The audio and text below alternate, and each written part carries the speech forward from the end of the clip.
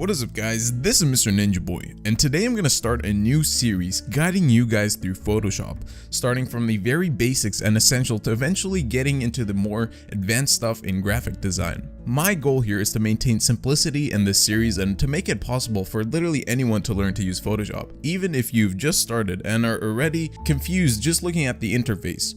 Don't worry, I can understand. It may be daunting the first time you open Photoshop with all these options. In fact, it can be intimidating at first starting with any new program.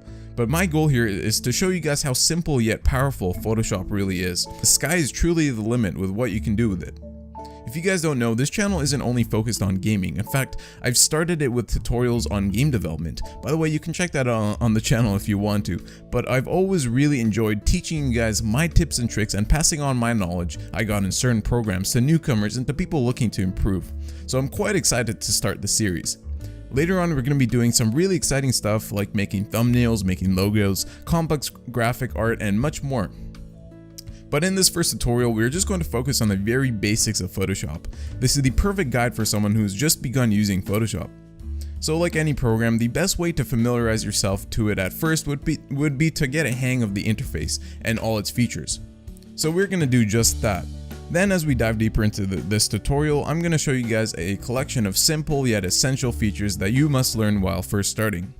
Alright, so let's get started. Alright, so let's get started with learning the interface. Now, to make sure that we're all on the same page with the interface itself, with all its features, all the windows, everything, let's go to Window and then Workspace, and then make sure you're checked on Essentials Default, which is basically going to ensure that we have all the same features and everything. Alright, so now let's proceed and make our first file, our first project you can call it. So let's go to New, File, and then New. And then this is basically the window where we're going to do all the settings for our project. So first of all, we can name the project whatever we want. I'm just going to name it example for the tutorial's sake. And then for the width and height, you can later on, you can do whatever you want, mattering on what sort of project you want. Let's say you want to do like a Twitter header or something, and then there's certain like dimensions you want to do, then you choose that. But for now, we're going to do it a standard 1920 by 1080 dimension for this project, 1080, and then make sure you're always selected on pixels. Okay, this is important. So for the width and height, you want to be on the same units essentially, but we're going to be working with pixels because it's the easiest. I mean, I don't really work with centimeters or millimeters, inches on the computer. It just doesn't make sense for me, but I mean, I guess it matters on what you're doing. But for me, pixels, for now, we're going to work with pixels for both width and height. And yeah, I was gonna say for me it's just the easiest because you know everything is in pixels on the computer. So yeah, so just select everything here. It doesn't really matter what you do for the bit depth. I'm just gonna go with 16-bit, and yeah, that's pretty much it. So let's press continue or okay, and then we continue to this screen, which gives us by default we're just gonna have a blank white square. So this is, as you guys can see right here to the right, this is basically like the layers tab. This shows us all the layers, all the elements, everything that is included in the project. So all we have now, this is basically like a very blank project. All we have is this background white box sort of thing. So to first get started, and we're just gonna unlock this layer because by default when you make a new project, the first layer is locked. So we don't really have a lot of freedom to like move it around and stuff. So what we're gonna do is actually double click on this locked icon, or this lock icon, and then when we do that, as you guys can see, we have this like layer option. So let's name it background. So let's name it background, and then we can keep the color, we can do it none, and then it'll basically be the default color, or we can choose whatever you want, and that'll essentially just make the color of the not essentially the box, but that's like the color here. Let me do that. And let's select a color. This is actually very good for organizing, and we're gonna go over that later. So let's, as you guys can see, the red color that we selected is sort of kind of like marks it with that little red color. So later on, while you're working, you can always assign layers different colors, and with that, you can kind of organize your project. But that's not very important for now. We're just gonna learn the interface for now. So as you guys can see, we have a white background here. So the first thing we're actually going to do is learn the move tool. So the first tool that we are actually offered in this column to the left is this move tool. So we're going to select, make sure that you go to the right in this layers tab and select our one and only layer in this project. And then we're going to select the move tool. And then we can, as you guys can see, we can move the box around. And what you see in this background, if you see this like sort of checkered background, that basically means it's transparent. Because if you render out this picture right now, it's basically going to be transparent. So all you'd see is this box and then nothing else. This background is transparent. So what we're going to actually do is undo that. So you can undo move, and then let's say you do a couple actions. The best way to undo stuff is to actually go Control-Alt-Z. Because that is the ultimately, like, you can only undo once. See, as you guys can see, I undid all the way back to creating the background. So let's actually read step forward. So if I do Control Z, wait, hold on, step forward, and let's add like, just for the tutorial's sake, let's just do like scribbles, something like that. So let's say I did Control Z once, and then I did it again. As you guys can see, it just redid that. So the way we go step backwards, if you want to keep on undoing more than once, is Control-Alt-Z, or we can go edit and then step backward.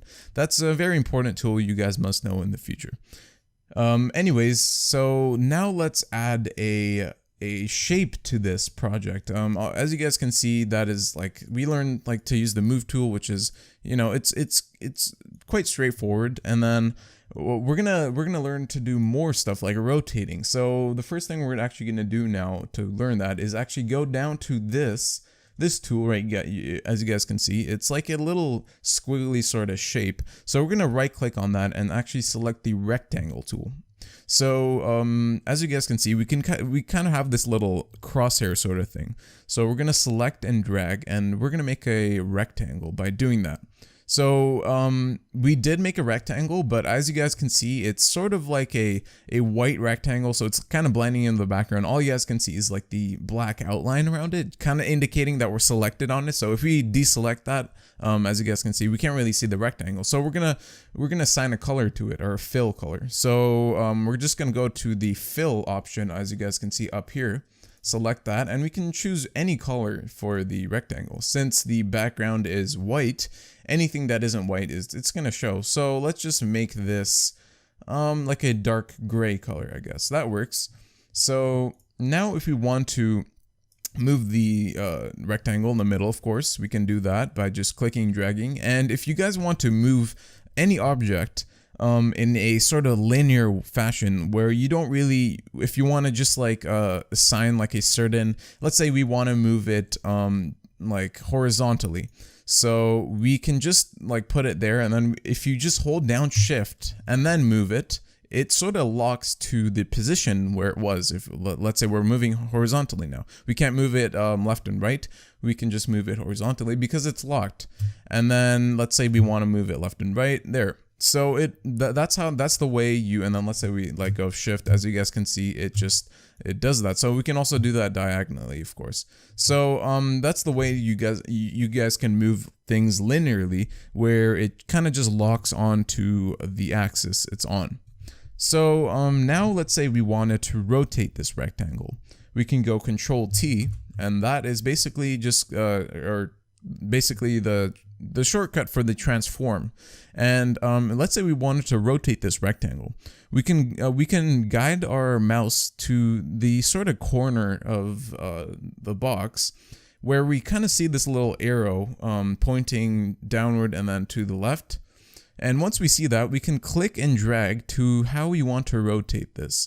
So let's say we want to rotate it like that or like that. And you can if you guys also can see like this angle sort of thing up here, we can do that numerically. We can we don't necessarily need to do it visually here, but we can also input numbers and do whatever you want with the angles. Same with the width and height, all the dimensions. So let's say we wanted to reset that to 0. Just to you know, have it like how it was before we did any of the edits. Or another way you guys can do that, let's say you scaled it, you did a bunch of stuff to the object, but you want to just revert it to how it was before. Before you went to Control T, you guys can just click this sort of like undo icon, I guess. And as you guys can see, it kind of reverts it to what we did before the transform options. So now what we're actually going to do is, yeah, as you guys can see, you guys can scale it visually, as I said, or you can actually do it here. So let's say we want it twice as big as it is now. So we can go 200% by 200%. So it's basically 2 times bigger than it was. And then once we are happy with the edits we did, we can just click this check arrow and then, or the check icon. And then basically we've just applied all the changes we did to this object. All right, so now we're gonna now that's basically like the very basics of the interface. And now we're actually going to add some effects to this box, like a drop shadow, maybe an outer glow or something like that. And this is actually very simple to do. So we're just going to navigate down to, oh yeah, make sure you're selected on the certain layer. So if we selected on this, it kind of shows like these little square icons where you can obviously do the changes, and then you can do all the stuff that we learned. So I'm just going to revert back to how it was. But make sure you're selected on the rectangle on top. And this is all very important to actually know, like it's kind of like a hierarchy. So let's say we wanted to have this background on top of this, where we wouldn't be able to see this. We'd basically just have to drag that on top. So any layer that is on top is shown on top of, it's basically like a layering system. It's very straightforward. So yeah, always make sure that the smaller layers, backgrounds are always on the bottom of everything. That's basically the way you want to think about it. So yeah, make sure this layer is on top of the background. And then let's say we want to add, like I said, effects. So we click on the rectangle and go down to this effect icon, click on that, and then go blending options. So now this is where we have a bunch of options where we can mess around with. So the first thing I'd like to do is to drop shadow. So have a little shadow behind this box. So we go down to this option and click on drop shadow. So as you guys can see, we have a little shadow behind this box, but we can make it more drastic, make it bigger. So we can like make it bigger by increasing the size and then the spread. The spread essentially makes it more like condensed, I want to say, but I'm not sure if that's the right word to use. But so basically, yeah, we can increase it using the spread and size. Size just makes the shadow spread a bit more. So let's make this size a bit smaller. So as you guys can see, we have a little shadow behind it, and that looks pretty nice. And what else can we do for the effects? We can add a stroke, and the stroke is basically like a little outline that goes around any object. So the stroke, we can change the color. Let's make it red, for example, and then we can press OK. And we can also increase the size of the stroke by clicking and dragging, or also like inputting your own number. So let's say we want it 10 pixels. And as you guys can see, that's the 10 pixel stroke that we have around this rectangle now. And what else can we do? We can do a bevel and emboss. As you guys can see, it adds like a little nice 3D sort of embossed bevel sort of effect. And we can increase the depth, and by doing so, it gives that illusion even more. And then we can obviously increase the size, and that doesn't look very good. Let's make it, yeah, that looks good. All right, what else can we do? We can also add a pattern overlay, and then you can mess with this, add your own patterns and stuff, but these are the default patterns that come with Photoshop. So this is a nice little texture sort of thing. That's a cool texture, but we can't really see it since the background is like white. So yeah, those are basically like textures you can add. So we're not going to really add anything for now. We're just going to keep it like that. Or actually, let's just add that texture. That looks pretty cool. And what else can we do? We can do an outer glow. So outer glow is basically, let's add a different color. Let's make it red, so it'll go nicely with the border, or the stroke. So the outer glow is essentially just like a drop shadow sort of thing. It's very similar to the shadow, but it basically it's just like a little glow of a certain color that you can choose, or that basically outlines around the object. You can also do inner glow that that basically does the same effect but towards the inside of the object instead of it having it on the outside of it. So we can also do color overlay. This is where we can, if it's not a shape and we can't edit the fill, we can actually do it here manually. So we can go to color overlay and then we can change the color, do it to whatever color we want. Choose whatever color we want, and yeah, we're not going to do that now, so we're going to just uncheck that. Satin basically just makes it a little darker. That can be a cool effect. And also, yeah, as inner glow, inner shadow. The shadow is inner shadow is basically like a drop shadow, but it makes it like in the inside of it. Same as inner glow in comparison to outer glow, so the same sort of idea. And a gradient overlay. This is a cool feature that we can take a look at. So gradient overlays, essentially it kind of mixes colors into instead of having one solid color. So as you guys can see, this is a mixture of like a black and a gray / whitish color, and there's a couple presets which we can choose. There's like a rainbow, and there's like striped black, there's cool colors. So these are only the presets, but you guys can edit them. So let's say we wanted that, and then we can edit it. So we can change the colors here, so we can actually select that, and then we can select different colors. So let's say we wanted the middle color like green, we can have it red.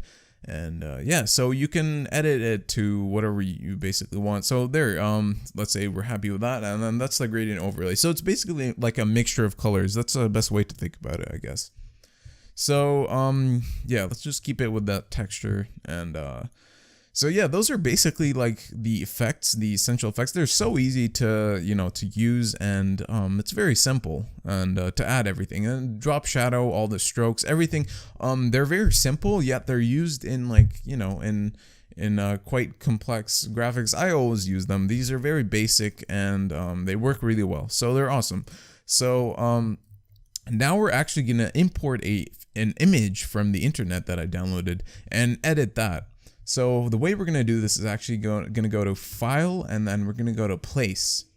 So there's two ways we can do this. We can go to File, Place, and then find the image that we downloaded. So this is an image of the McLaren P1. Or let's say we undid that, and then we can go to File, Open. And then we can open that, and then that actually opens it to the exact dimensions of the image itself. And that's the best way to do it if you want to edit a certain image, instead of doing it instead of placing it inside a project. But let's say you have a project where you want to mix pictures in and add different pictures. You can go to File, Place, and then find the image and then put it in. But yeah, so we're gonna basically do some edits to this image. So the first thing we're going to do is actually duplicate this McLaren P1. So we're going to go to this tool right here, which is called the lasso tool. And as you guys can see down here, we have a little this thing that says 50%. It's basically how much it's zoomed to the original size. So let's go 100%. So this just means that we are looking at the exact resolution of this image. And the reason why we go 50% when editing the full project is so we can see the full project. Because if we go over 50%, we'd have to scroll around to be able to see everything. But for the lasso tool, it's very important to see every little detail. So we're gonna go 100%. And if you guys have a smaller image that you want to edit, then you'd want to go even bigger. But essentially for this, we're just gonna go 100%.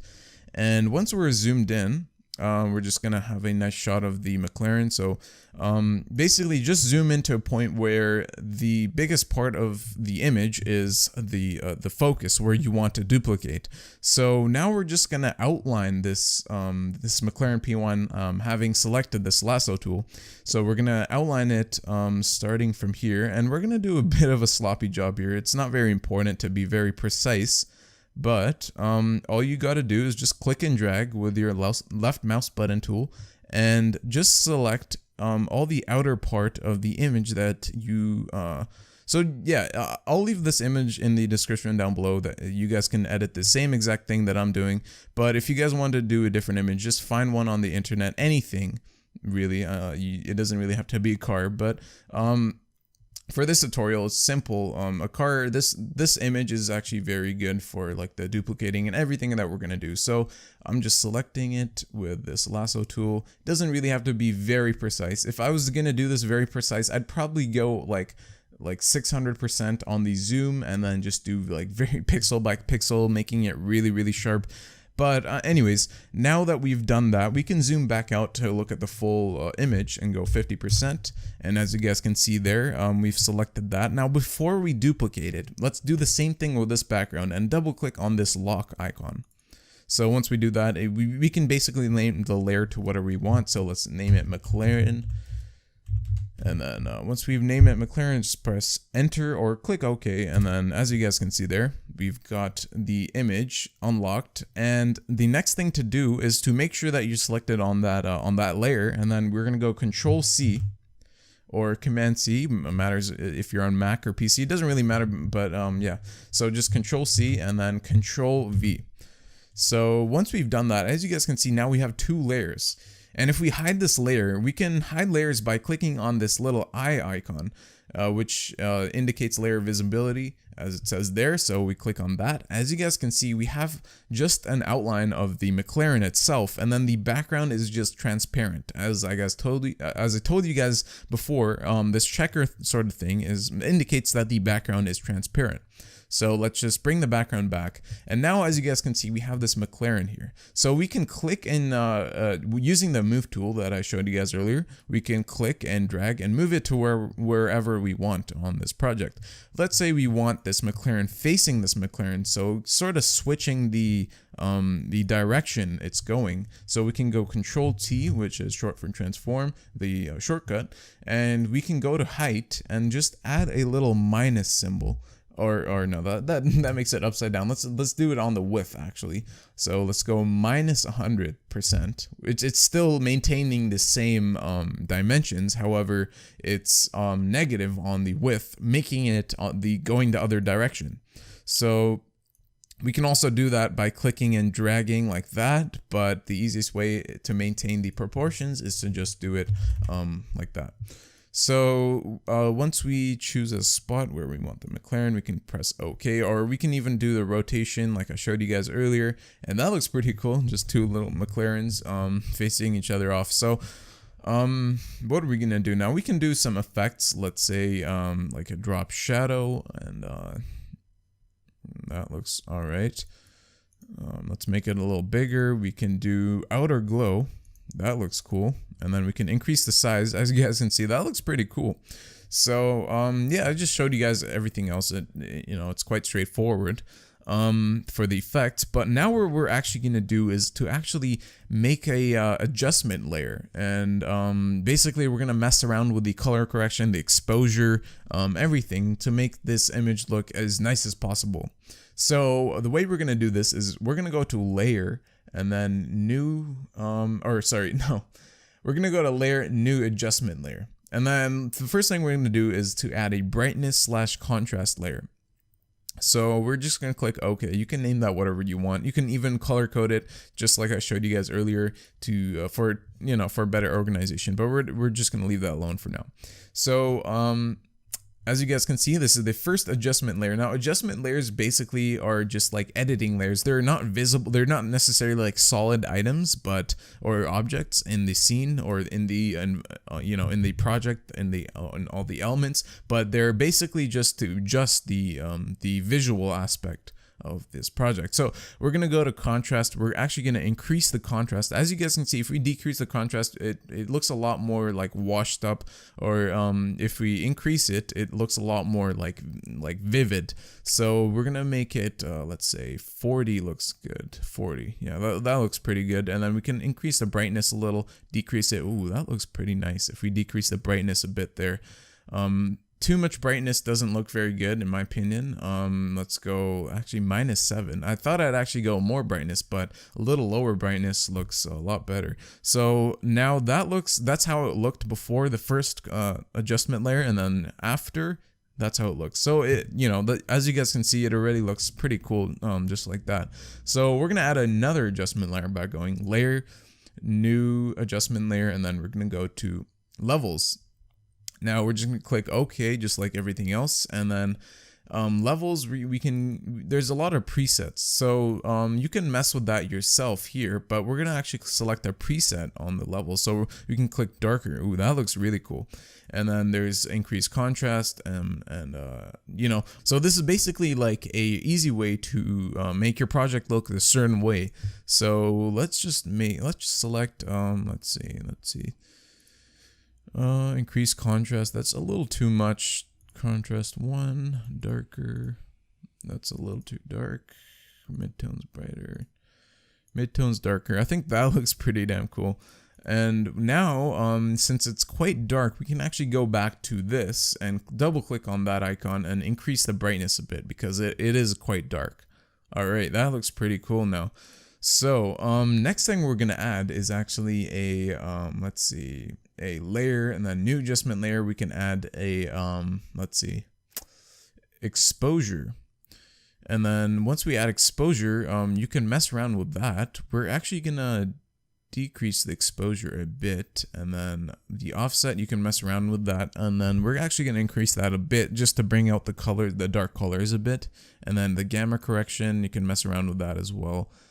That is starting to look really cool. So that is how the project, or like, it's initially looked, and then after all these correction layers, this is how it's looking right now. So let's add one more just for the sake of, you know, showing you guys how all this works. It's all the same, you know, it's all the same concept. You just have to tweak it and then play with all these settings, everything, just to get the perfect look of the project that you want. So let's go to layer, new adjustment layer, and then let's add a, let's see, color lookup.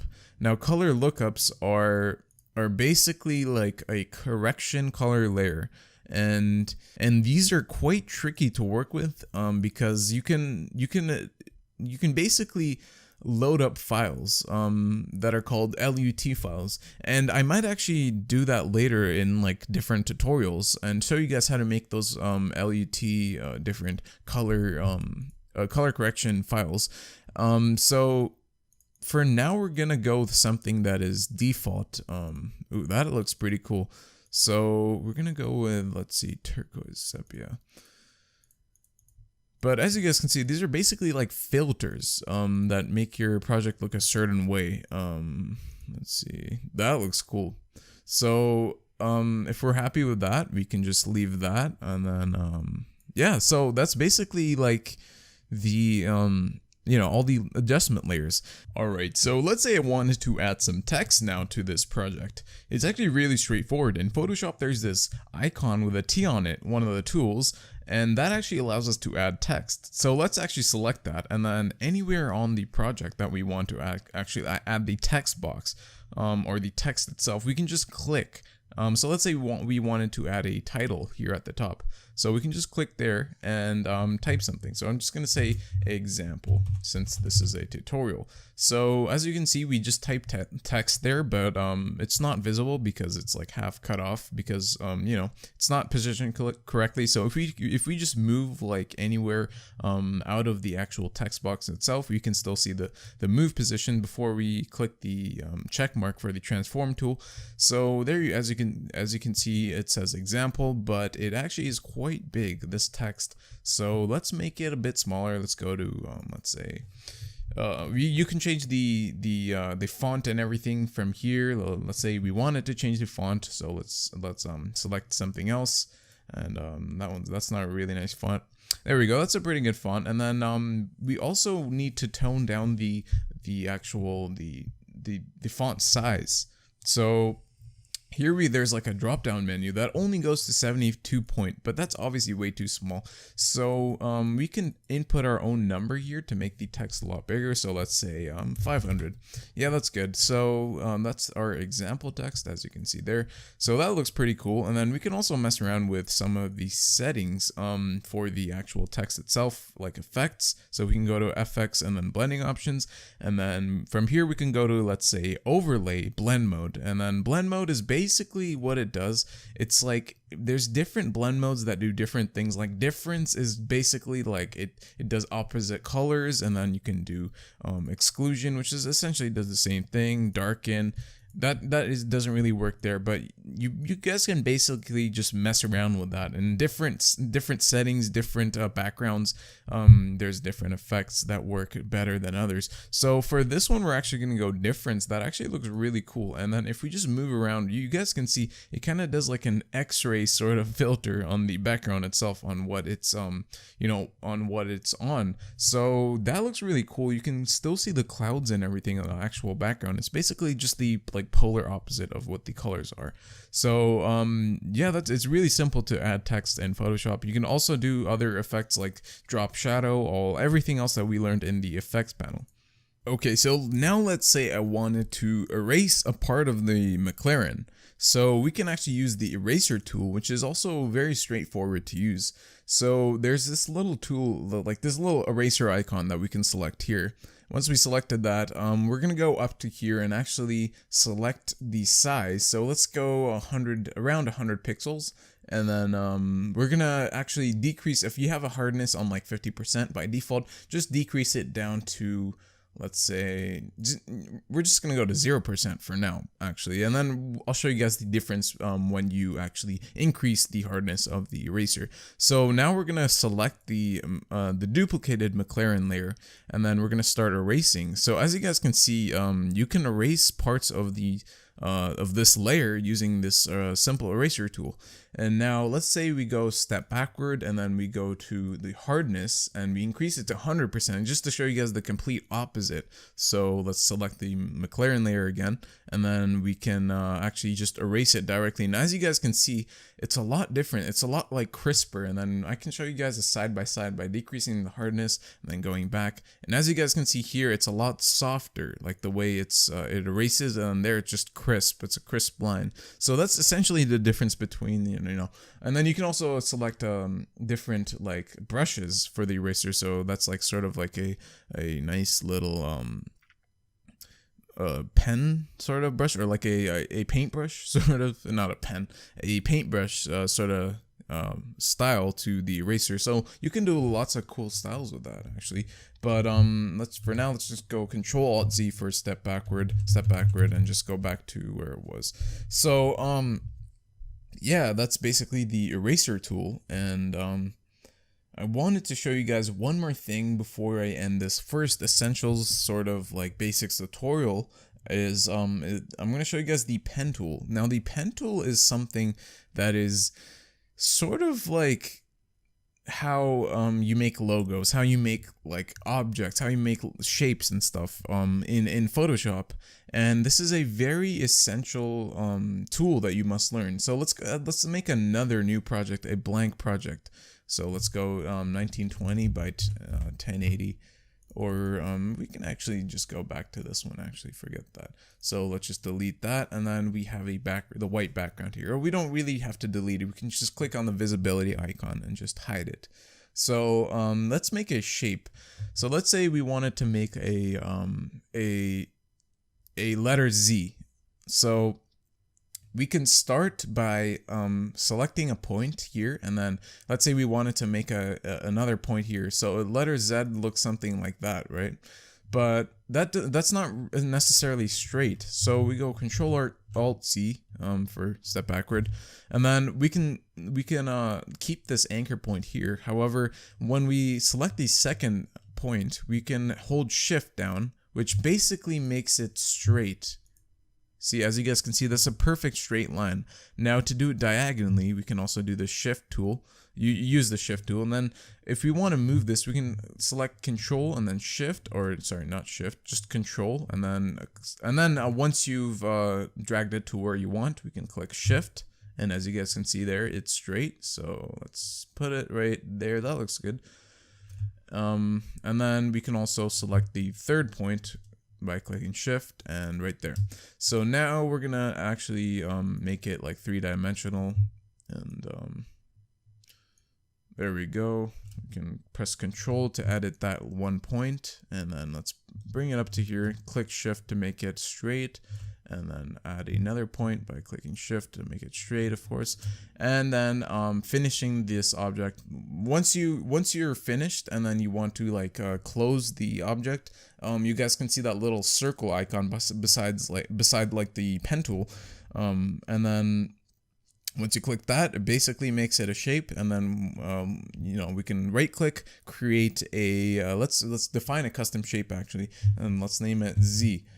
So, and then we can click enter, and so let's actually go to this rectangle icon and then select custom shape tool.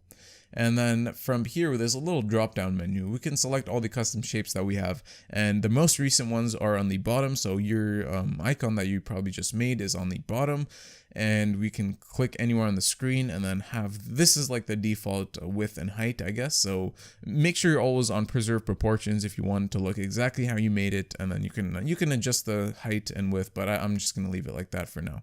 So this is the shape that we have, and as you guys can see, you can't really see it. It's probably because it's white. So we're gonna go to the effects, and then we're gonna go to color overlay, and then yeah, we can change the color to whatever we want. Let's just make it black, I guess, because you know it's white in the background. It's easy to see, and then we can do everything else like that I taught you guys, like outer glow. Let's make it I don't know, red, and size, spread.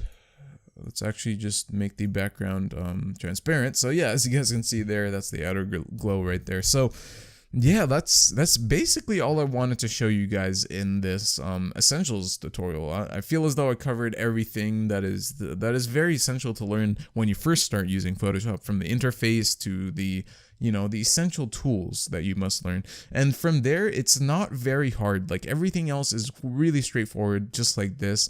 It's basically just more detailed, has more features, you know, there's more features to cover for sure. And that's definitely why I want to continue this series. And yeah, that's going to be it for this video. I hope you guys enjoyed this essentials tutorial for Photoshop. And yeah, I'll definitely be continuing this, and stay tuned. And if you're new around here, make sure you subscribe, and because I will definitely be doing of course a lot more tutorials, get notified when I do upload. And yeah, if you guys enjoy this, I'd love to hear you guys' feedback, what you guys would like to see in the next tutorial. And yeah, that's gonna be it for this video. I hope you guys enjoyed. As I said, this has been Mr. Ninja Boy, and I will see you guys in the next one.